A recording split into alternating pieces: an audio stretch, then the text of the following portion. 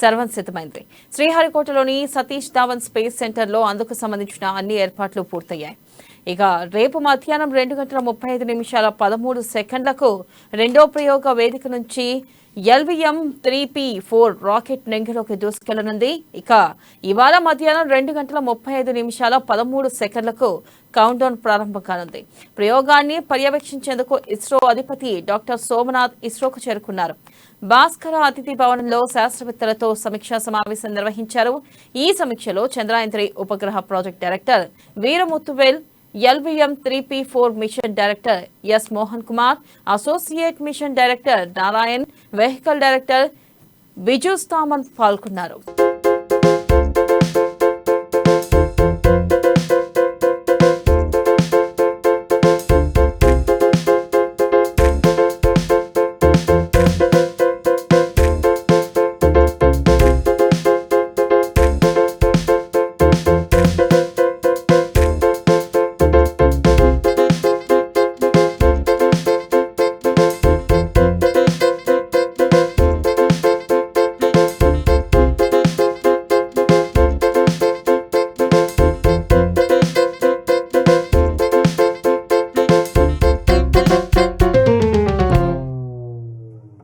ఇక రేపు మధ్యాహ్నం 2:35:13 రెండో ప్రయోగం వేదిక నుంచి LVM-3P4 రాకెట్ నెంగిలోకి దూసుకెళ్లనుంది.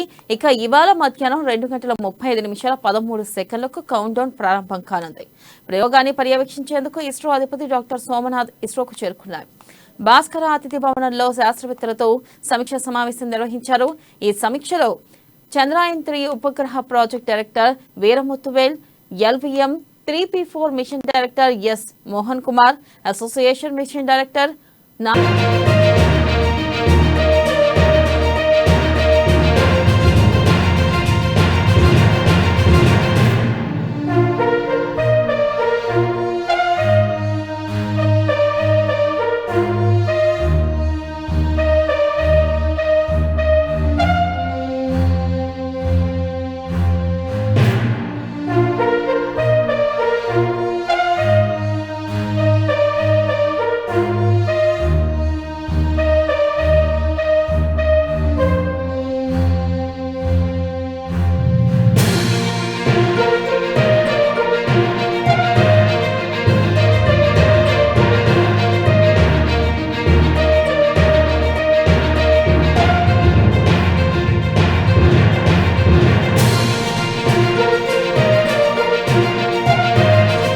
ఇస్రో చేపడుతున్న చంద్రయాన్-3 ప్రయోగానికి సర్వం సిద్ధమైంది.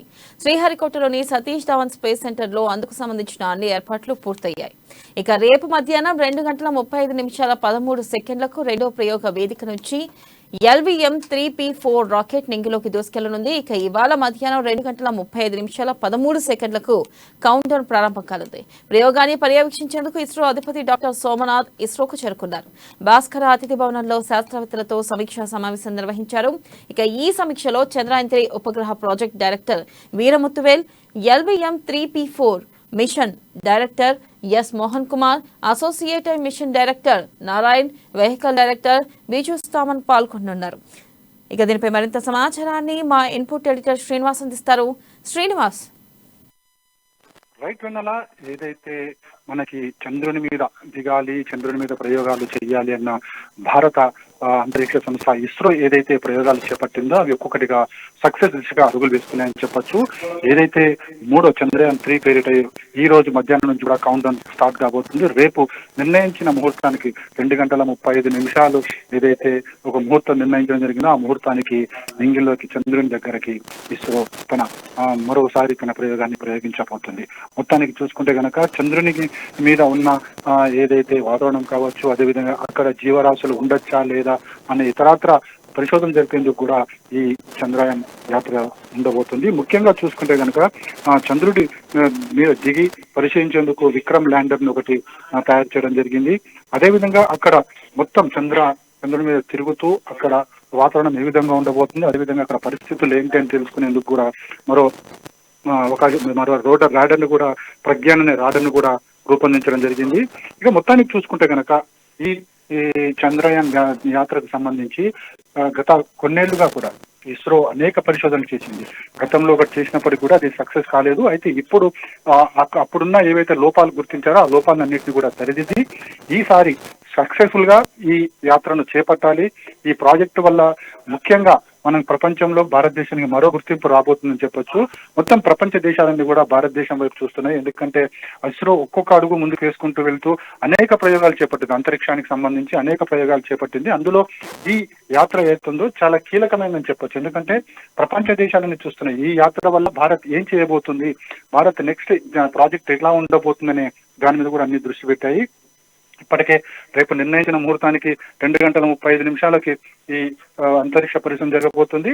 అదేవిధంగా ఈ రోజు మధ్యాహ్నం నుంచి కూడా కౌంట్ డౌన్ జరగబోతుంది. ఇప్పటికే దానికి సంబంధించిన భారత అంతరిక్షకు సంబంధించిన అధికారులందరూ కూడా చేరుకోవడం జరిగింది. ముఖ్యంగా ప్రధానమంత్రి కావచ్చు, అదేవిధంగా హోంశాఖ కావచ్చు, ఈ ప్రయోగానికి సంబంధించి ప్రత్యేక దృష్టి పెట్టారు. ఎందుకంటే ఈ ప్రాజెక్టులన్నీ కూడా కేంద్ర ప్రభుత్వం చాలా సీరియస్ గా, అదేవిధంగా చాలా ఉత్సాహంగా ఈ ప్రాజెక్టుల మీద దృష్టి సారించని చెప్పొచ్చు. సో రేపు 2:35 జరగబోయే ఈ పరిశోధన ఏదైతుందో ఈ పరిశోధన మొత్తం ప్రపంచ దృష్టిని కేంద్రీకృతం చేసేదిగా ఉందని చెప్పొచ్చు. Srinivas, thank you.